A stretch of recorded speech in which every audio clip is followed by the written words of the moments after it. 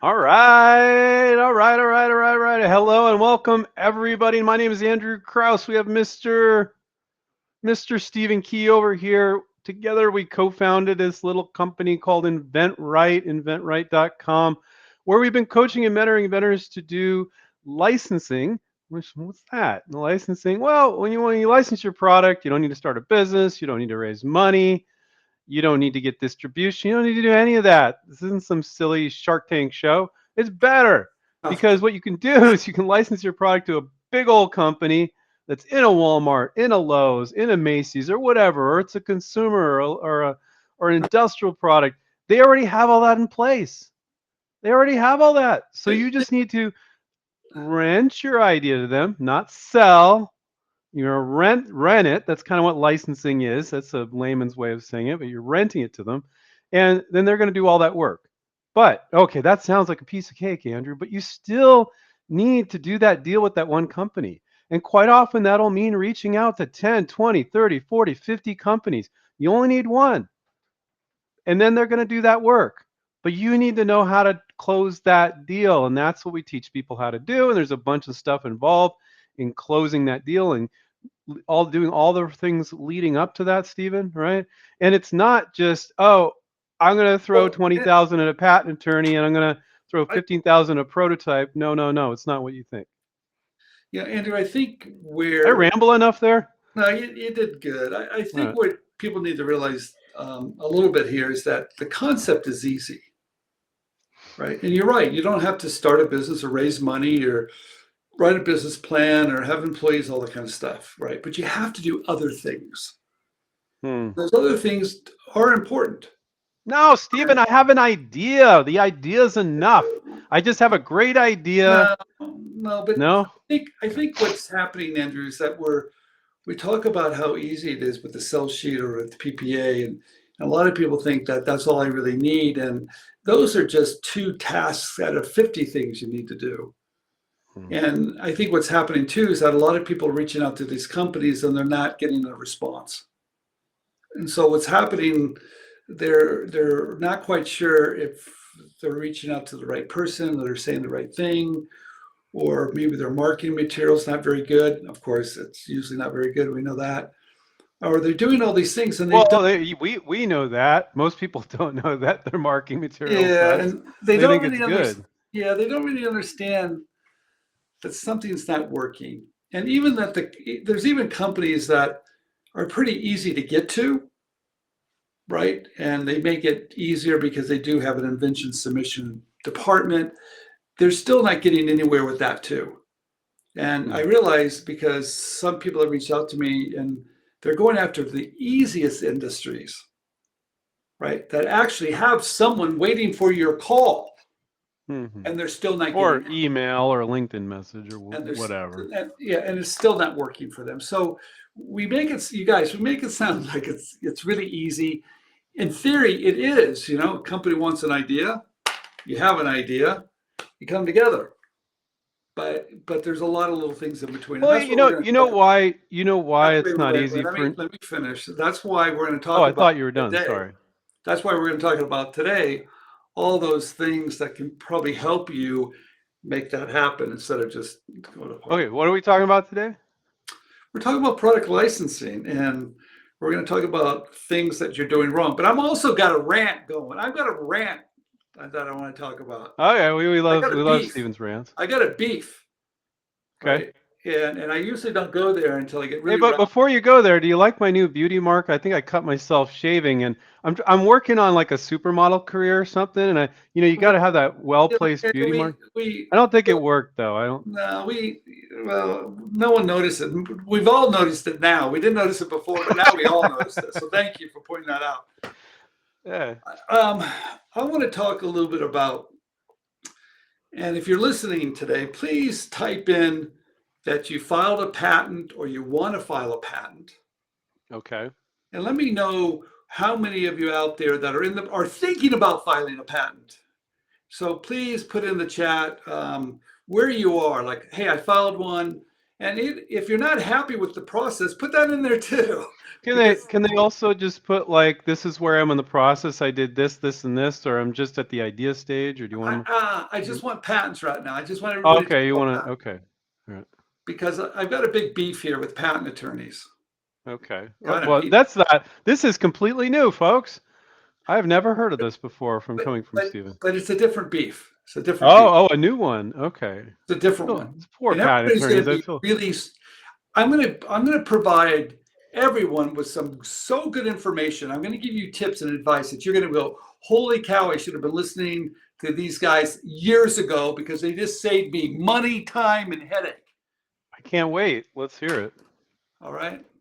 Now we have a disclaimer here. Okay, here we are. I have 2 granted patents. Right, Sean, great. A full patent. Hey, Joe's got a full patent. Thank you, Joe. I think I spoke to Joe before. I filed a provisional. Fantastic. What else we have here? Come on, you guys. Let them come in. I love inventRight. April says heck no. I think she's been watching us. Well, Heck no. she's smart. She's smart. Ideas are like invisible building blocks. You can see, feel, interact with your amazing idea. It's just okay. So yes, there's a lot of things that have to happen to make ideas come to life. Great reminder, Stephen and Andrew. Okay. Yeah. Okay. I forgot this one big issue here, and I've talked about it. I've actually written about it, but I haven't talked about it enough. And because something's just happened. Andrew, I was on our master class last night with our members. How did that go? Well, it's great, and we have a master class with people that have joined inventRight, and they've kept. They signed up for the program, but they keep involved in the program because I want to give them new current stuff. But I want to share a little bit about what I talked about last night, because it's so irritating. I just want to scream. I think well, here's a disclaimer. We're not patent attorneys. We're not giving legal advice. Please consult your patent attorney if you're seeking legal advice. There you go. That's the and I want your patent attorneys. That's where I give this. Please link this to them so they can watch this, and I can educate them too, because I'll tell you, they're doing it all wrong. I just said it. Patent attorneys writing patents, all wrong. So the advice that you give will help people work better with a patent attorney, because they're going to keep their patent attorney doing what they need to do. Is that what you're saying? Yeah. Let me tell you what's happening. We're putting too much faith in our patent attorneys. Okay. Is that partly our fault? Yes. Okay. So it's not all the patent attorney's fault. No, never. It's never just one person's fault here, right? Sure. Okay. Sure. So we have an idea. We have this great idea, and we're fearful that someone's going to steal it. Forget that. I hate when I hear that. And we call a patent attorney, protect my invention.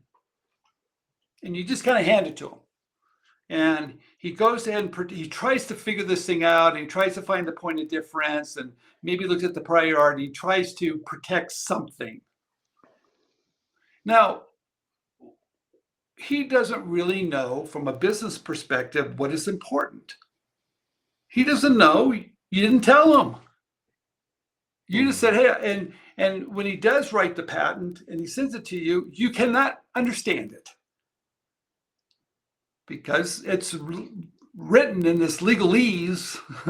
It's like, well, you've always said something. Are you gonna? You've always said that you should be able to understand the patent your attorney files if it's a good one. I don't think patent attorneys are great communicators. I think they're terrible. I think they're good engineers. Some of them. Yeah. Communicators, I think they're terrible. And I like to look at your patent as a selling tool.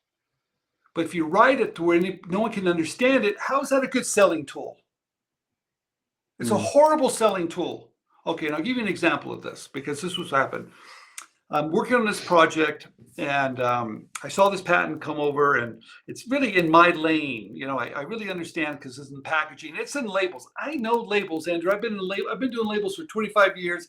I know multi-construction labels. Guys, he knows labels. I know I've labels. seen it. I know how to I've seen him build working them. on labels for 2 I, decades. He knows I labels. know I know the prior art. I know the companies. I know the materials. I know the presses. I know the adhesives. I know the different, all the different formats. In fact, there's a wall of manufacturing processes just on labels. I get it, you guys. I really get it. So I get this patent. I look at it, and right away, it looks really simple. I look at the drawings. You know, the drawings really kind of give you something, but I look at it and I go, you know, I don't really understand it. So I started taking the little numbers, the call outs, and started reading the patent and started marking down what the numbers were. And because I didn't understand what the drawings really were. Not really what the drawings were, because Andrew, I wanted to build it. You know, I just didn't want to read it. I wanted to build it from what the patent said to build. Hmm. Right? So I went ahead and I cut it up, I built it, and I realized real quick that the language and how we wrote it, it was really hard to, it took me 3 hours to really understand it. Hmm. And that patent applications, there was 3 different embodiments. I built all 3 of them, but I realized it took me so long to figure this out. I cannot imagine if anybody else saw this. It wasn't going to communicate well. Now here's the other Do kicker. some patent attorneys feel like if it's so confusing, people won't know what it protects or doesn't protect, and therefore I that's protection? Is sometimes I wonder if that's what they're I thinking. think they do it because they're not quite sure what they're writing. Uh-huh. It's not intentional. It's I think sometimes it could be, sometimes it's not, because you know what really got me when I built it. What he filed, you cannot. What you filed, you really, it's not manufacturable. right. Okay. That's a little problem. Mm-hmm. Because I built it, I looked at it, then I called my manufacturing guy that does labels and said, "Hey, how do you do this?" He goes, "Steve, no, no, no, no. A guy that's been doing it for 40 years says, 'Are you kidding me? No, no, that's not the way it's done.'" So what's happened here is that someone has spent a tremendous amount of money, a lot of effort. A patent attorney did the best job he could. So who's at fault here? Hmm. I don't think it's just patent attorneys. I think it's us inventors too. I think you have to dive a little bit more into your idea and understand it and manage it, and don't just hand it off to a patent attorney, think they're going to solve all these things that you don't know anything about, because they Hmm. don't know either. Right? They're doing some basic stuff, and I saw someone. It looked kind of, from someone that, let's put it this way, from someone that's not skilled in the art, it would look great. But anybody that's skilled in the art will look at this, go, "This is garbage." Yeah. Yeah, So and I really have this theory that most patents and patent attorneys never get tested. The inventor files the patent. They're all happy. I got a patent. They're not like I got this and this and this protection. They're just like I got a patent. Okay, I got a plaque, whatever. I got a patent. And it's just like patent, no patent. It's like an on or off switch, and that's not the way it works. How much are you protecting? What are you protecting?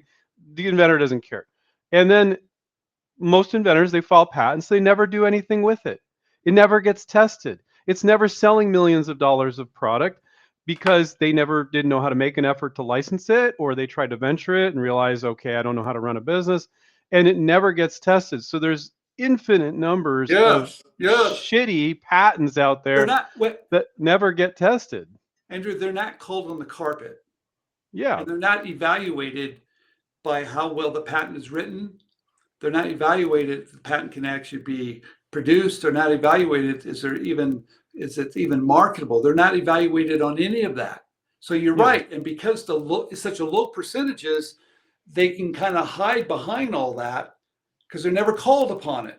Right. And I think it's very cynical to say this, but I think a lot of patent attorneys know it.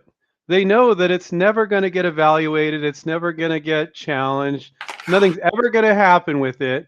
So I threw a bunch of fancy sounding words on the page, confused my client and everybody else, and well, I don't understand it, so it must protect something.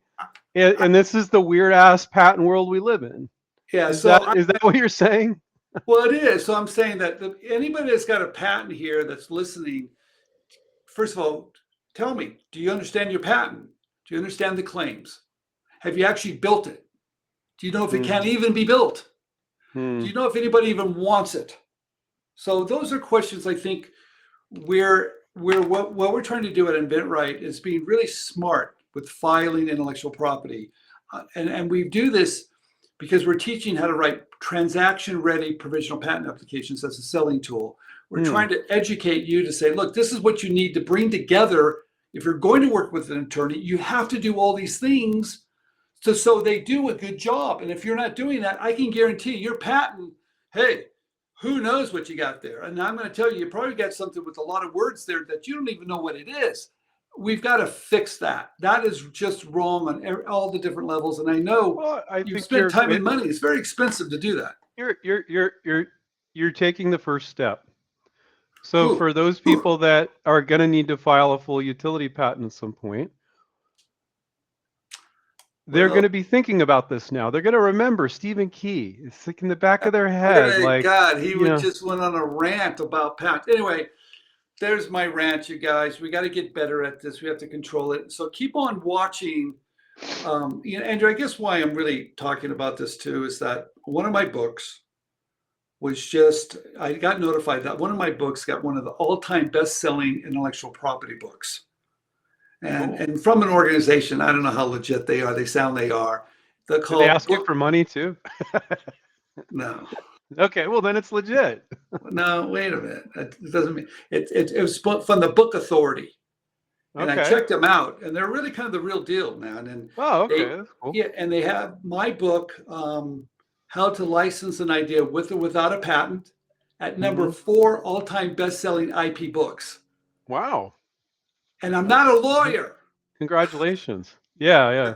Yeah, so that just tells you that something's really wrong here when someone that's not an attorney is writing a book about intellectual property, so it actually has value. So the whole industry is a little Hmm. bit hairy, and if anybody's part of that intellectual property world, they're probably like, God, Steve, just be quiet, would you? Anyway, all Well, right. thank you for sharing that. That was really eye-opening for folks. Um, I'm going to ask you. I'm going to do a little interview with you, Stephen. Expand upon that. Are patents an issue for most of our students? No, Why not? Patents are everything, right? they're not. They're not what people think. In fact, most ideas, I would say, and Andrew, we've got this part of. If you go to InventRight, where it says inventions for sale, it's a navigational bar at the top. You're going to see all of these ideas that they sell on Amazon today. And I would say that 95% of all those ideas have no patents. So I don't think a patent's required. Hmm. Oh God, Andrew, did I just say that again? God, I'm going after this Well, industry again. those are students' products that they've licensed and they're currently on the market, and they sign a licensing deal with the company. And people have this weird thought. They're like, I want to get a patent. What they say, but then I talk to somebody. They're real newbies, right? And they're like, the patent gets me the money, right? I'm like, what? Like they don't know the difference between a licensing agreement and a patent. And for those of you that are really new, you can do a licensing agreement that where the company's agreeing to pay you, and you don't have to have a patent in order for them to sign that. And now they're obligated to pay you for the idea. Oh, but Andrew, why should they pay me? They're all going to screw what? I haven't had I a know, student that I know of in 23 years with students in over 65 countries. I I know know. some of those countries only have one student, but still pretty freaking cool. That reached out to a company, talked to them. They said, "Screw you, we're going to do it anyway." I've had students concerned about it. I'm like, well, monitor their website. This is what you can say to them if they decided to back out of the deal or whatever. And they never did it. So, but that's what everybody's concerned about. Patent, patent, patent, patent. But we have plenty of students where the But company why gave is them that, Andrew? money. Huh? Why is that? Why does everybody think I need a patent? Why is that? Because they think uh, I can understand why. Because they think corporations are all terrible, terrible, full of terrible people. They're ready to screw you in a heartbeat, and they have the upper hand on you. And they're a big company, and they can mess you. But here's what they don't realize: they're terrified of you guys. their board of directors, they don't want a You story out there. We ripped know, off an idea from this little inventor. Like, they're more afraid of you than you should be of them. Not all of them. I know there's some I know, terrible, but some bad Andrew, ones how out many there, but ideas have you actually seen? Forget our students because they're educated and they're reaching out to the right company saying the right thing so they don't have any problems. But how many companies yeah. out there in the world take advantage of inventors? Yeah, I think it happens sometimes. Well, But wait a I, minute. How often? I mean, is it a big problem, little problem, or if you I do the I wrong think thing, what maybe it's a problem? the inventors that I talk to that are not InventRight students, when they tell me the story about how they got ripped off, when I don't get deep into it anymore these days, but there was a time that I did. And did you freeze up there? Oh, there, your video came back. Yeah, a little bit. So I don't get into it most of the time, but I used to ask. I don't even ask anymore because I know what the results are. But like 75% of the time when I ask about this with this inventor that got ripped off, I realize they didn't. I know. Like weird stuff. Like, just to give I you know. some random examples, like they tell me that they submitted this product to a company 3 weeks ago, and now they see the product on their website and they screw. I'm like, so you're telling me that they developed a product in 3 weeks and put it up on their website and it has distribution in stores within 3 weeks? Are you insane? And so I get a lot of stuff like that. And then I also get, and you've seen this before too. Oh my God. They tell me they're about their communications with the company that showed interest. Company liked their product. And they insisted on a $500,000 up front. They insisted on this and that. And it was just batshit crazy things. And then the company was like, screw you. We've been talking to you forever. We didn't realize you were crazy, but now we do.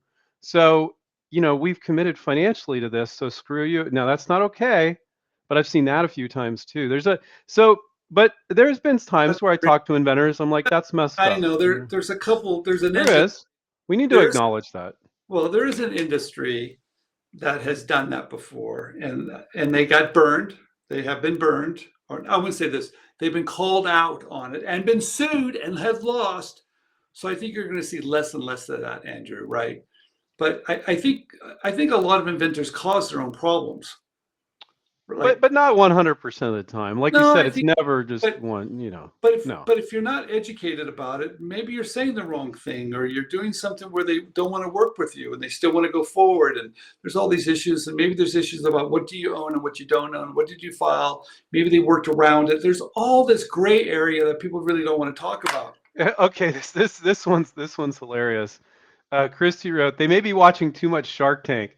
So in other words, they think they're on an episode of Shark Tank. They're like, well, I want $500,000 or 20% equity. That's not how Well, licensing deals work, and they're I just know, but making shit Andrew, up. I know, but what she's also saying, I think, on Shark Tank, every other word out of their mouth is you need a patent. And I think That too. that to me is the biggest complaint of Shark Tank, right? Because the sharks are looking for something that's a monopoly and it doesn't really exist that way. But people don't really realize too, I don't think the sharks are fully educated on the intellectual property space because they wouldn't be Mm. saying that. And that's the thing that bothers me about the sharks saying you need a patent, you need a patent, you need a patent. It's like, come on, you guys. I don't think they're up to speed on the current laws and what's currently happening. So I think they're in the dark a little bit, and it's bad advice. So we're not telling you guys to, just a little disclaimer, everything we share with you today is not legal advice. Please Oh, seek again? yeah, That's the but second time you please did it seek advice again. from an attorney. But I'm just going to say, guys, we're not anti-patent at all. We encourage all our students and our fans to Yes. always file a provisional. But there's nobody here that can't afford $60 for a provisional patent. And you can use the software on our website. Okay, that's $99. Okay, so it's $159. Okay, if you can't afford $159, you need to get your financial world in order to come back to licensing. You do licensing Thank, with very thank, little, but thank you not for nothing. saying that. Thank you for saying that. That's Not like, not nothing. you know what it is, Andrew? It's like you're playing poker and you have to kind of, ante up to play. All right, so you got $159. You got to ante up $159, and if you cannot do that, maybe you shouldn't be at the table. Yeah, yeah, and we do have plenty of students where the companies like, so there's a range, guys. There's companies that you guys some of you new are shocked by this. We don't care about patents. We like the product. Yeah, we'll pay you royalties. And then there's ones like in the middle. They're like, yeah, we like the window dressing of saying patent pending. Okay, maybe they give you advance on royalties. Then that inventor, our students will take that, give it to the attorney, tell the attorney, hey, please file a utility, reference the provisional. They're usually not going with an attorney that's charging $20,000. There's some very affordable attorneys out there. And then you got, which is valid, and we have students in this area too. We had a student did a medical device product. He had multiple patents, did a huge deal. They were not going to do a deal with him without patents on this medical device. So there's a range, But but Andrew, but there wait a is a minute. range. You're right. There's a range. But I'm going to tell you, all those companies that want a patent, not one of those licensing agreements, it said that they would defend it. Mm. Yeah, yeah. Yep. Okay. Did everybody understand that? Like what Andrew just said, the companies that really require you to have a patent. Now we see some of those, and we see those agreements, and we know what those are. But I've never seen a situation where they said you have to have one. And guess what? If you do, we're going to defend it in court if someone Well, infringes. but let's talk about that. I love that topic, Stephen. Let's talk about that, Way. and then we'll talk about what Joey put here. Um, we don't really care that much. So one of the things that you and I have been saying for 20 years, 23 years, is that the best form of protection is not a patent, it's incredible distribution. So if you got this big ass company and they don't want to put in a contract that they're going to protect it, and they're going to protect it with this massive distribution of 30,000 stores, they're going to crush. I actually had a student. This company told them this. They don't usually say this. They got really far in the deal, never talked about patents at all. Okay, shows our student was a pro, right? And they didn't, because he's like, I just moving this deal forward. But then at some point, he's finally said, they hadn't said anything, and he said, and the companies don't say this word for word normally, but sometimes they're thinking it. He said, so what do you guys want to do with patents? Do you want to, or do you want to file patents on this? And they said, no, we don't need patents. We don't do patents. We're the big, and we're the biggest guy on the block. We're the 100-pound gorilla. We will crush the competition Yeah. with our distribution and our pricing if there's an issue. And Yeah. he's like, because he was an invent student, he wasn't shocked. Most inventors would get really pissed. And they're like, he's like, cool. Well, Andrew, yeah, I think what the advantage we get to see is that we get to see so many licensing agreements, and we get to work with so many different companies and so many different industries that we have a very broad perspective on all of it, right? Yeah. So it's just not one answer for across the No. board. It's just No. not. So, No. but because we've seen so much of it, that we just have a different perspective on it, right? And We're trying to break people's almost everybody's standard attitude, which is what we're talking about here. So when we talk about this stuff, when we say anything on a YouTube show or a live stream, guys, we're not saying it applies 100% of the time to everybody.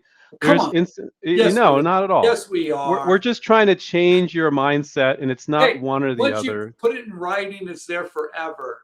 It's Okay. there forever. Anyway, all right. We just What okay. is So Joey Joey say? said because they think their idea is worth millions and they think corporations will steal ideas. I've had relatives tell me recently to protect my idea, et cetera, et cetera. Relatives, So, relatives, relatives. oh God, relatives. Okay, so you should be flattered, Joey, but do not take their advice. Okay. So what it means is what they're saying to you, you should be flattered, but take it for what it is. They have no freaking idea what they're talking about. They don't know how to license. They don't know about intellectual property. They don't know about inventing and product development. They don't know how to bring products to market. They don't know any of that. But you should be flattered because what they're really saying You got in to their go to. own language is, well, that's a cool idea. And I'm worried it's going to get stolen because blah, blah, blah. But forget about that. Just take the, whoa, that's a cool idea. Take it as a great compliment. This said, you better protect that. Because if the average person on the street doesn't say that, because that's the grand misperception, thanks to Shark Tank and everybody else, then maybe they're like, I don't know if it's a Well, good idea. Andrew, I think you're right about that. What's really weird, that's one bit of advice they're very willing to give you, but no other advice. Okay, so you know what I mean? Because you're right. You're asking someone to give you advice that they don't know the process. Yeah. Why would you do that, you guys? You got to be careful of getting that advice. Okay, Well, what else you got?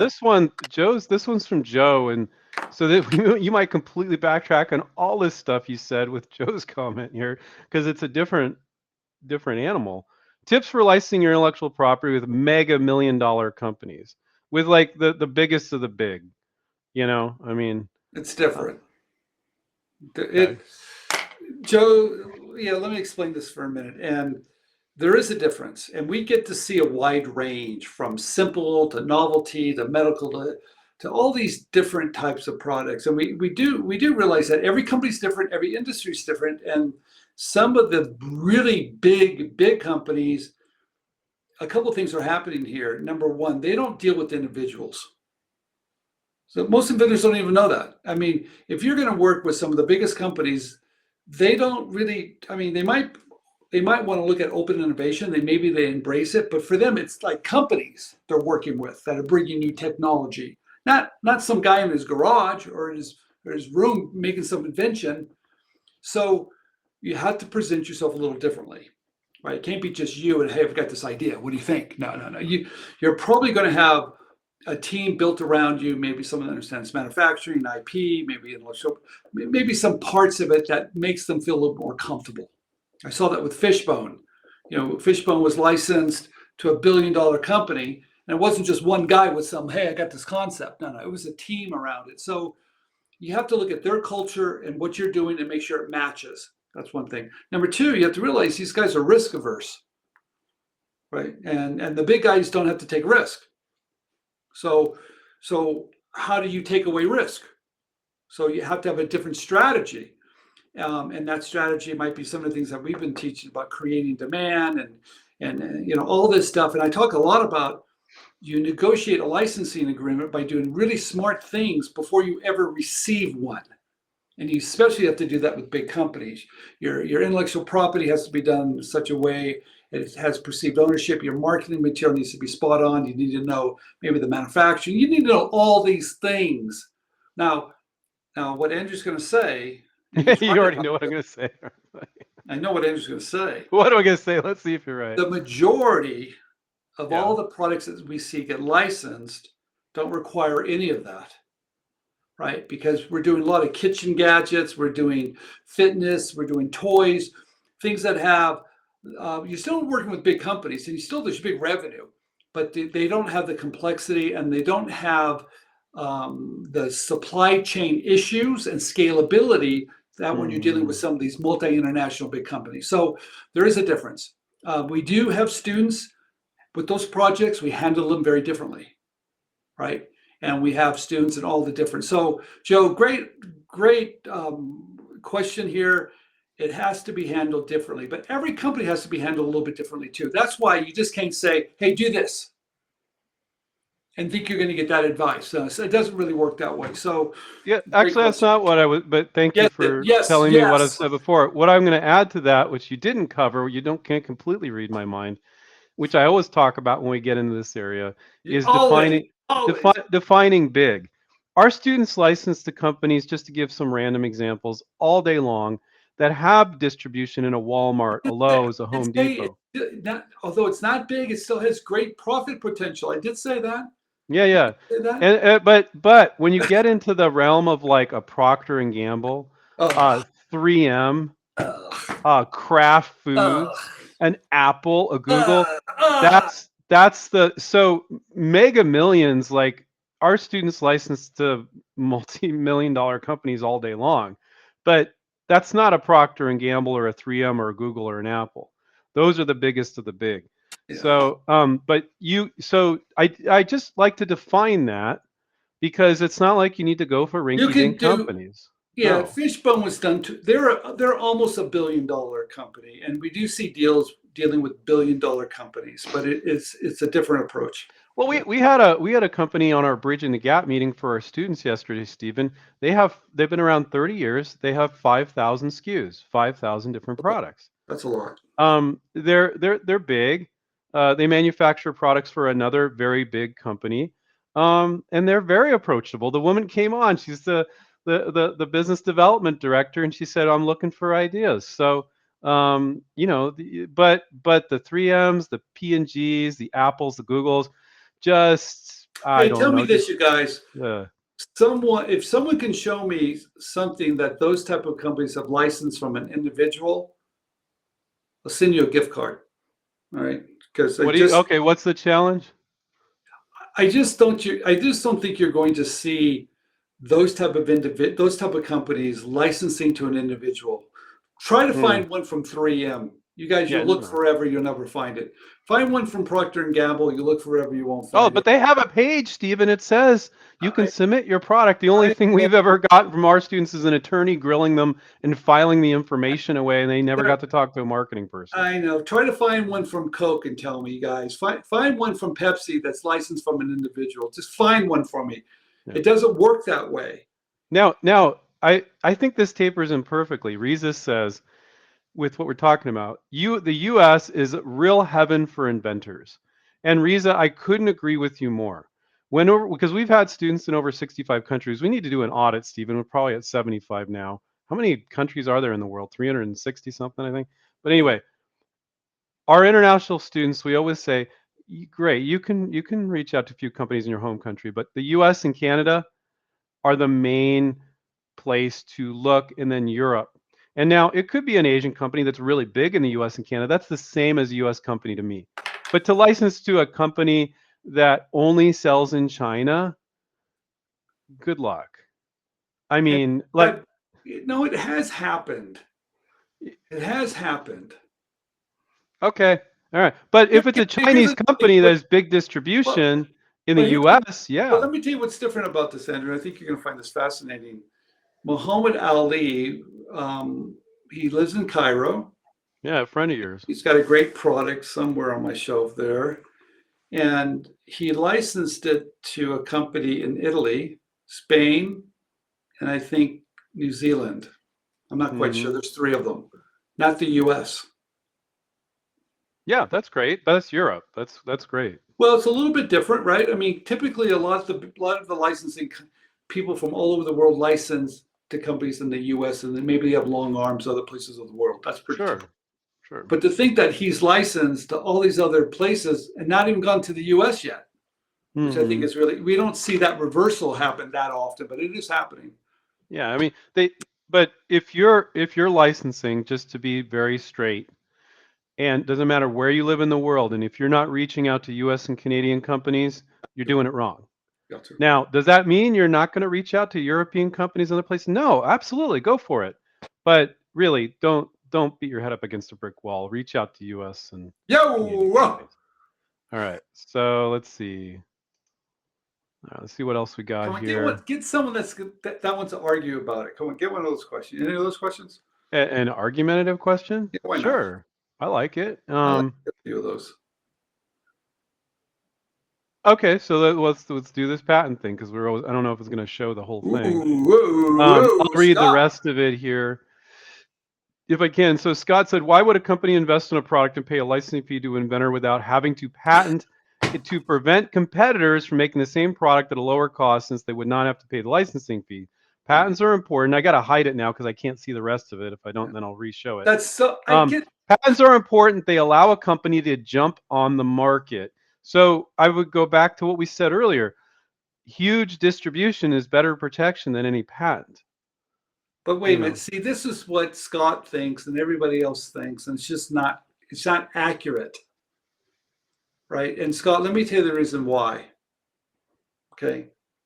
There's a little company called Apple.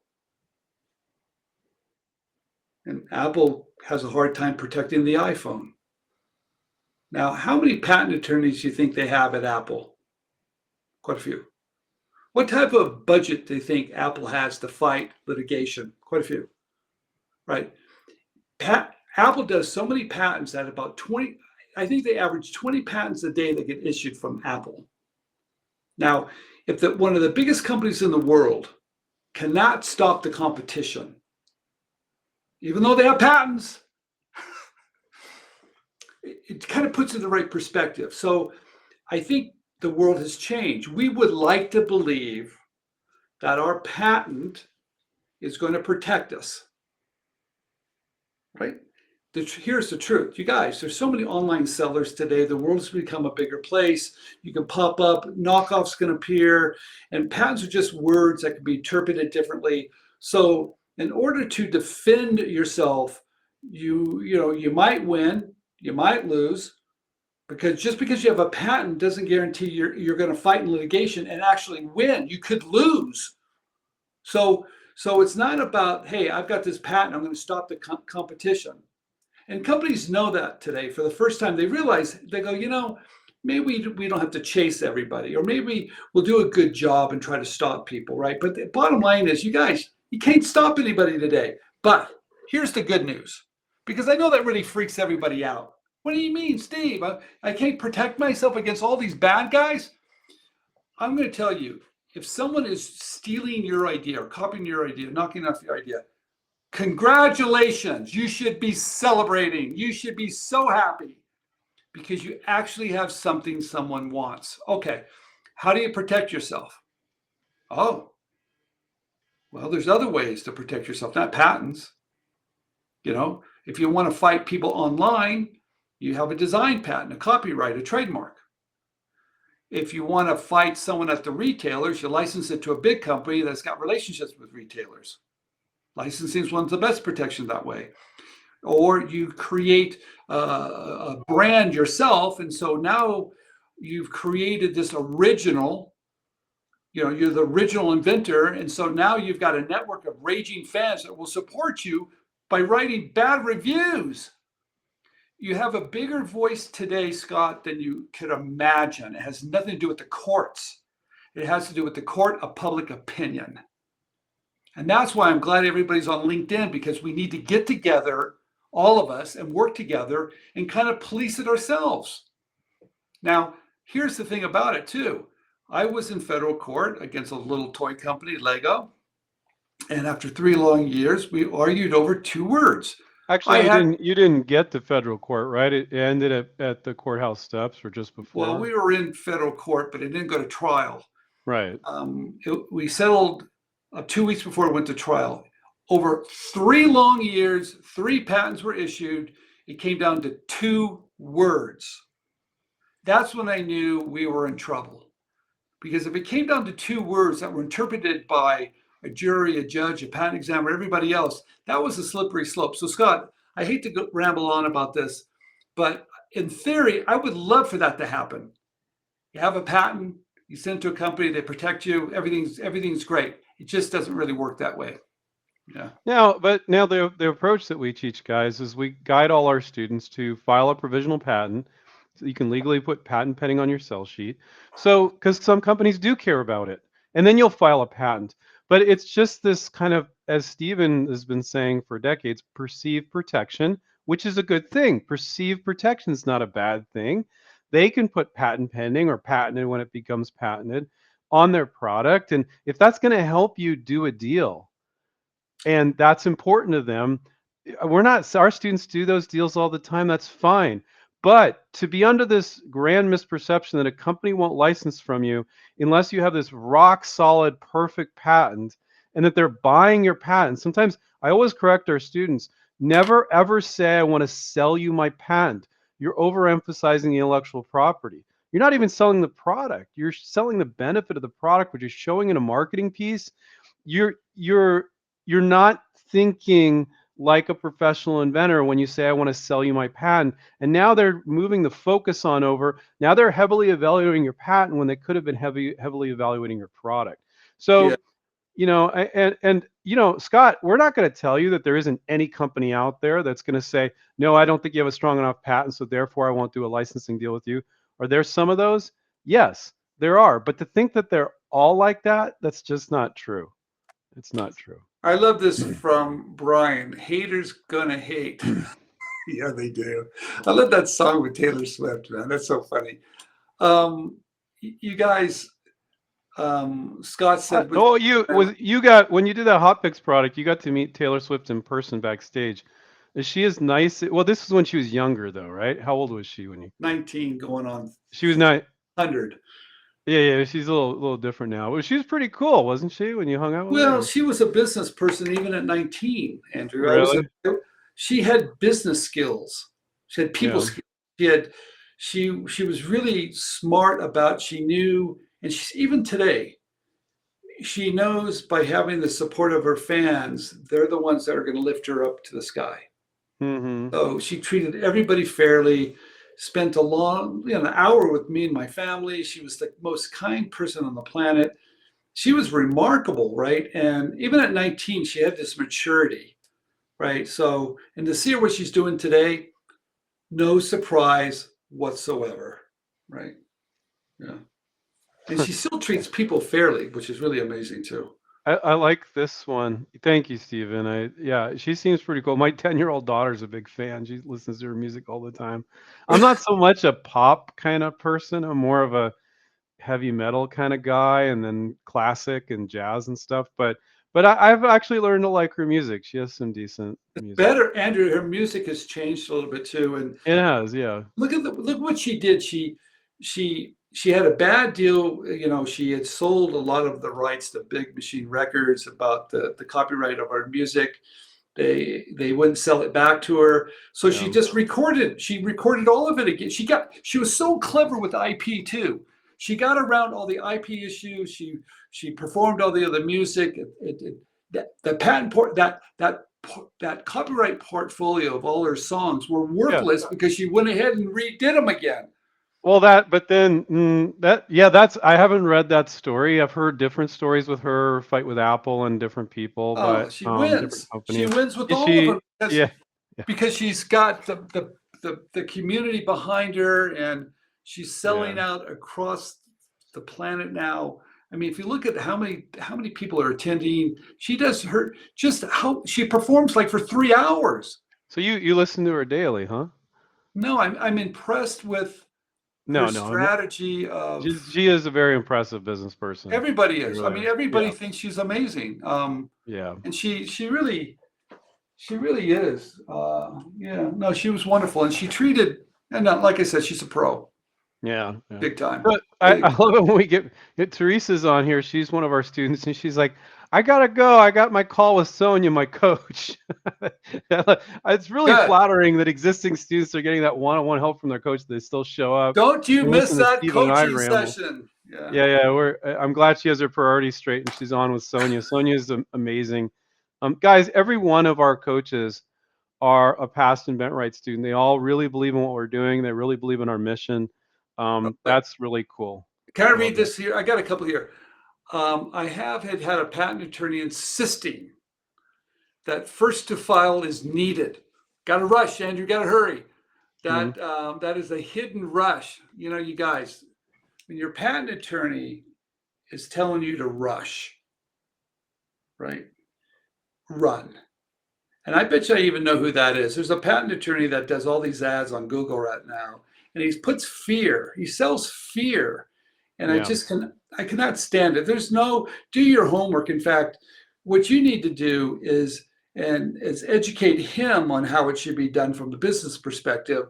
Give them all the information. Actually, have these guys do the right amount of work. But for them to tell you you need to rush, do it before somebody else, they're giving you bad advice. I hate when they do that.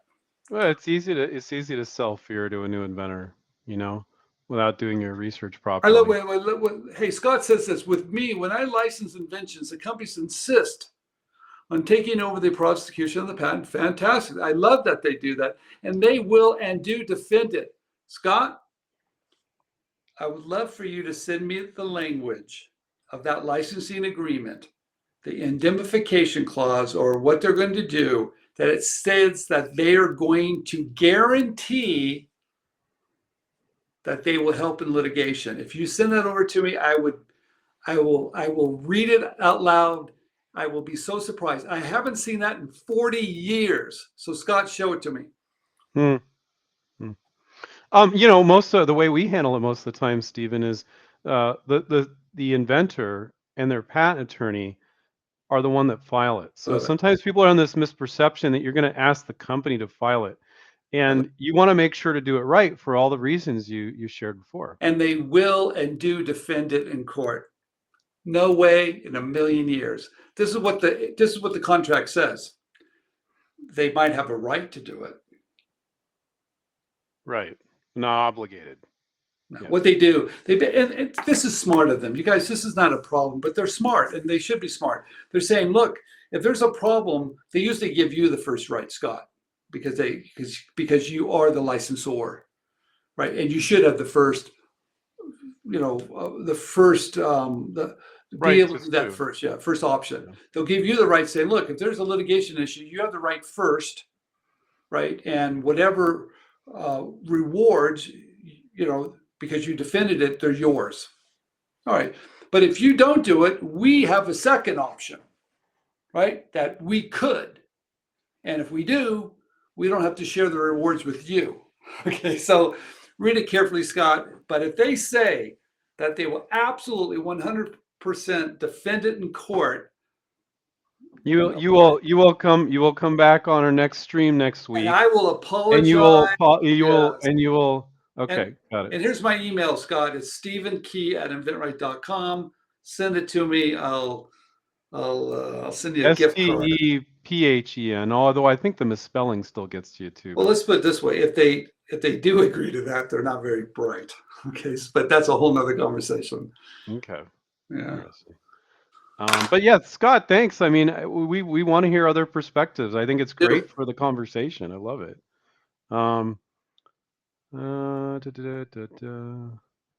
Let's see, Stephen, you have any ones you like here? Oh, they're all good. Well, let's do this one. This is is scary. from This Sean. is scary. Oh, which one? The one you're reading right now. I'm scared. Oh, okay. I have 2 patents and a fully functioning and tested prototype. Do you recommend I create a video of how the product functions and post on social media? Oh, God, no. To grab attention from potential licensee to have a company interested. I gotta hide it to see the rest, and then I'll pull it back up, guys.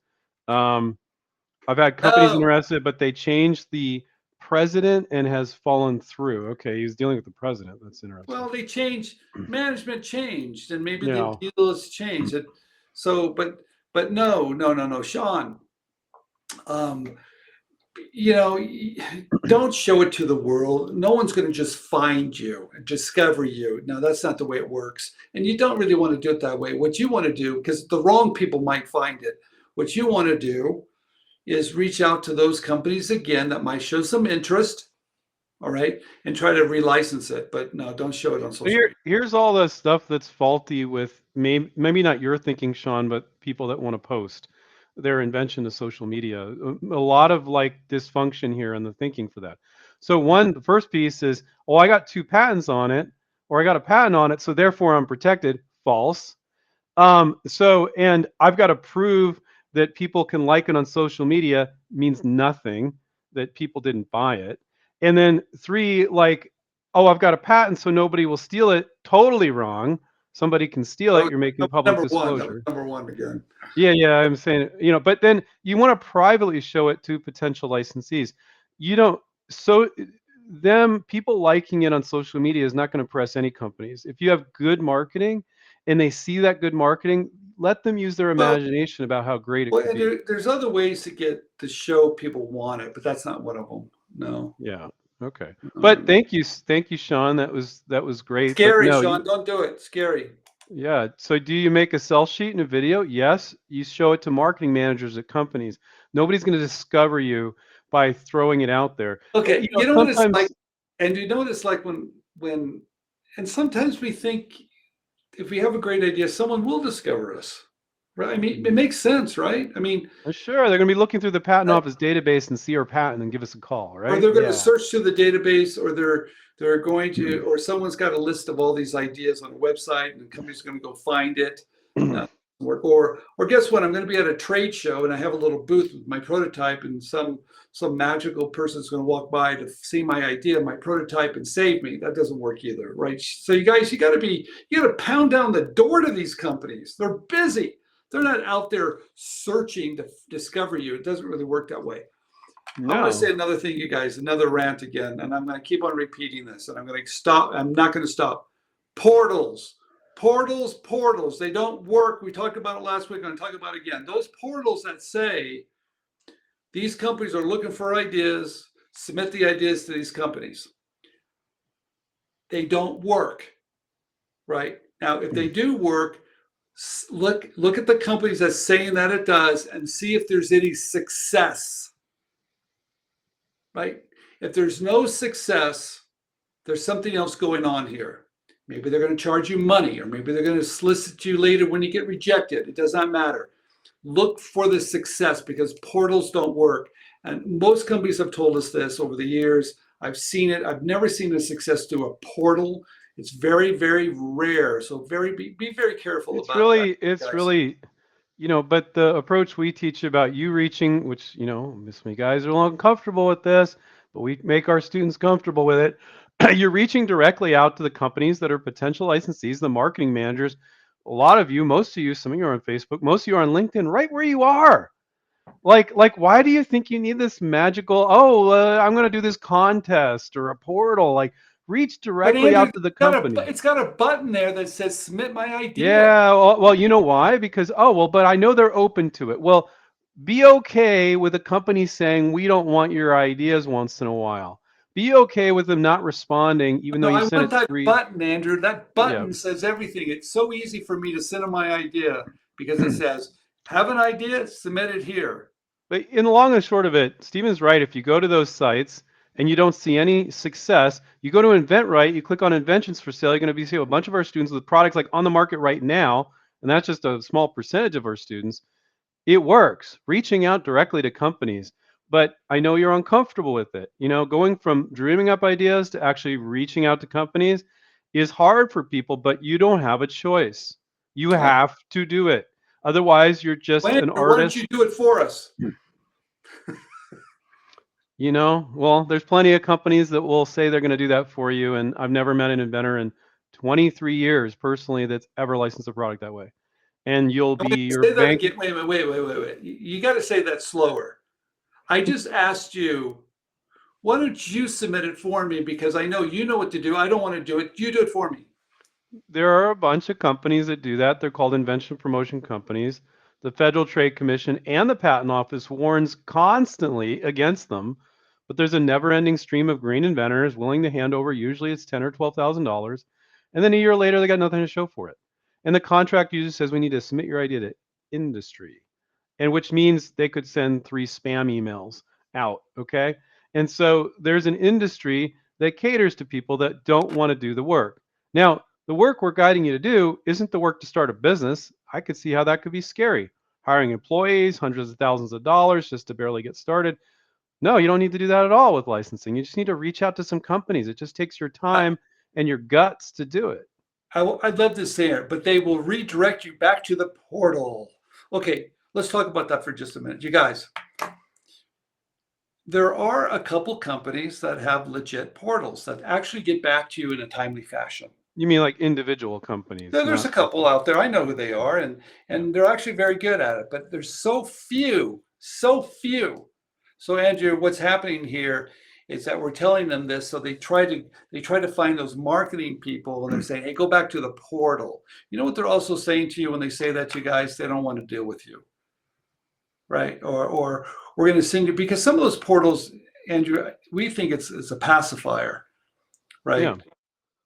Explain that a little bit The here. the Procter and Gamble one definitely is. That's just my personal opinion.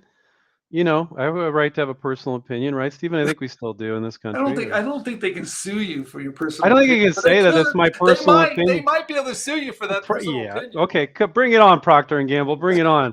Like I think your portal for inventor submissions is a freaking black hole based on my experience.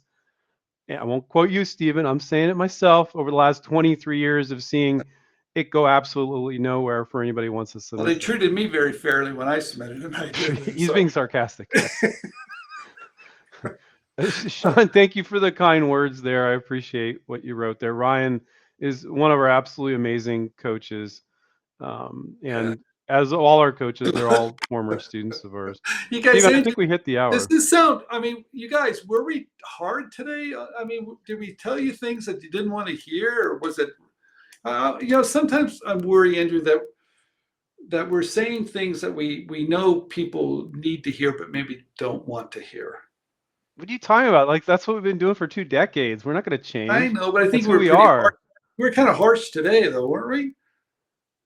I think people see it. They see that we're trying to make a point, and we stated unequivocally that look, when we say these things, we're not saying it applies 100% of the time to every situation. All right. So Okay. I think when they understand we're trying to make a point, we're trying to change their thinking.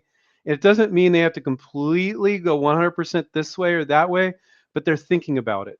I think smart people recognize that, and I think they're making good points too. Counterpoints. I think that's great. So I'm not worried about it. I'm not Can, worried about it for a part. before we end today, can I show one product that did $10 million in royalties? Can I show this? And Yeah. you guys, let me tell you, the reason why I brought this up, this inventor, he's a pretty wild guy, very, very creative. He tried to license this to a lot of different people and went nowhere. And until he found the right company, it's all about finding the right company, right? And he did. He found the right company with the right venue. And this right here has been in all the Disney theme parks for, I don't know, probably 10, 15 years. The man has collected $10 million in royalties. But what's crazy, if he had stopped early, Andrew, because of those first no's, you would never see this at all the theme parks. So you guys, listen to me. You're going to get some no's. It's perfectly fine. You're probably going to need a little help. We're big believers in that. But don't just give up if you got a few no's. Don't do that to yourself. Yeah, Keep on pounding the pavement. and we're not going to get into specifics, but this gentleman, I tell me, Stephen, because you know him better than I do. He's probably the most eccentric and this is saying a lot. He's probably one of the most eccentric inventors I've ever met.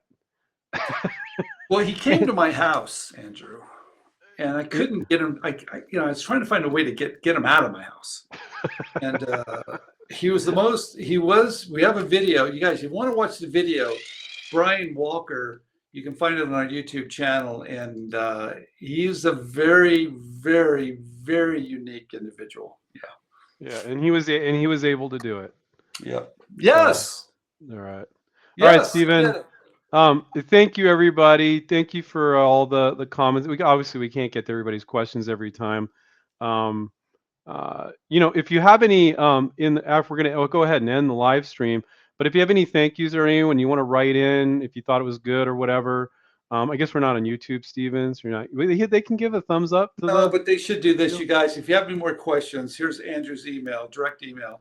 It's andrew@inventRight.com. He'll answer any question you have. Answer any question. Yeah, make sure to write me something at least 4 or 5 pages long, with at least 20 or 30 questions. Try to be very unclear about what the actual product is, and I will answer every one. Yeah. Wait a minute. We told everybody we'll look at sell sheets, and someone sent one in for you to look at, and I saw your write-up. You gave a lot of feedback. So I'm impressed. And I don't know if he's on here or not, and I'm sure he was asking for it. I wasn't quite sure if that was a gag sell sheet. I thought it was. Now I understood. We can't go into specifics about it. I understand there's a market for such a thing, but it was so poorly done. I was like, is this a joke? Is he pranking me? Well, but then I thought about it. I'm like, there's a market for this. If you do a proper rendering, I could see this being a product. I threw it over to you because I thought just maybe he was pulling our chain. That's what I thought. I thought so too. But then I was like, but I know that market. And he's not giving anything away there. It's the you took it. No. No, I'm not giving anything away. I'm not. You took it very serious. Yeah, I took it seriously. I take everybody seriously. Because that prototype, what it was made out of. That was weird. Yeah. I can say I'm not saying the product, guys. It has to do with it's kind of a trending thing now. Okay, I won't say it. Right. People are going to be pissed. All right. Okay, everybody. Send any sell sheet you want Andrew to review at andrew@inventRight.com. He does a great job. I just saw it. It's wonderful. So thank you, Andrew, for doing that. I realize that 95% of you, I'm going to say it's poor. Because that's true. I'll just be honest, because it is. Oh, good. All right. Thanks, everybody. All right. See you, everybody. Take care. Keep inventing. Bye.